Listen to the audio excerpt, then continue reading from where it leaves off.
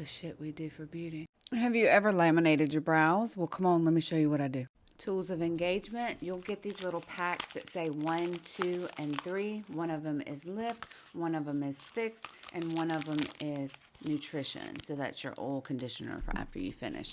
1 and 2 I'm getting ready to show you how to use. It comes with these little spoolies, but I have my own bougie pink ones from the rainforest. Cellophane, because when I put on the first treatment, I like to lock my eyebrows back with cellophane just to make it work harder. I don't know if it does or not. It's just what I do. I would get a little Ziploc bag or something because these I can use 2 times at least in each pouch. I put a little bit of this on one of these spoolies like so. This smells so bad. It smells like a perm.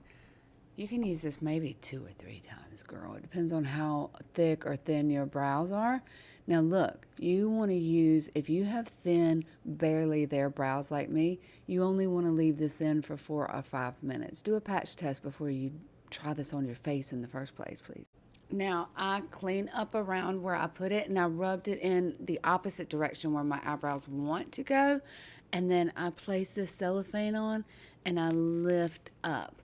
Now, once I put this on, I want to tap these up because I want them lifted. That's the goal. I want them, look, what this does, what brow lamination does, is it takes your eyebrows and the unruly ones and it perms those hairs to straighten out. They'll end up a lot more feathery. They'll end up being more workable. When you have those ornery brows that are going in that direction and kind of some of them have a hook and turn down, you don't have to do so much work for your brows to show up. You could even go, if you have good brows, but they're a little bit ornery, you could look, after you laminate them, you will look like you have a whole lot more brow. I know I look crazy right now. It's fine.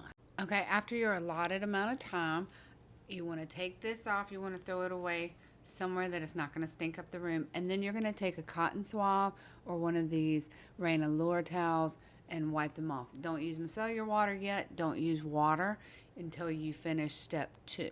You can clean up the area that's like hit your skin, but the hairs right now, as soon as you finish that step, you want to make sure you give them a nice little brushy brush back up in place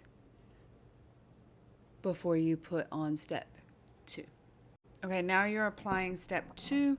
This will lock them in. So make sure you're brushing them up and locking in the brows. So you want to continue to brush them. And I'm not using the cellophane for this step. I'm letting them sit for this step for the same amount of time I did step 1. We're going to do the same thing, wiping them off.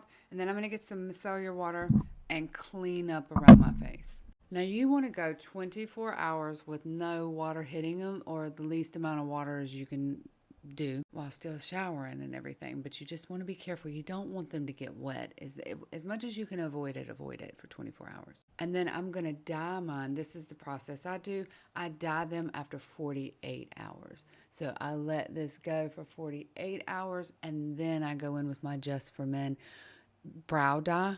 It's a beard dye, but we use it over here as a brow dye. There's a third step, and it's the pouch number 3, and it's an oil for conditioning your brows after you do all of the steps. I skip that because I use my own conditioning oil. You can use the one in the kit or pick out your own. It doesn't matter. Go look up what this costs to do in the salon.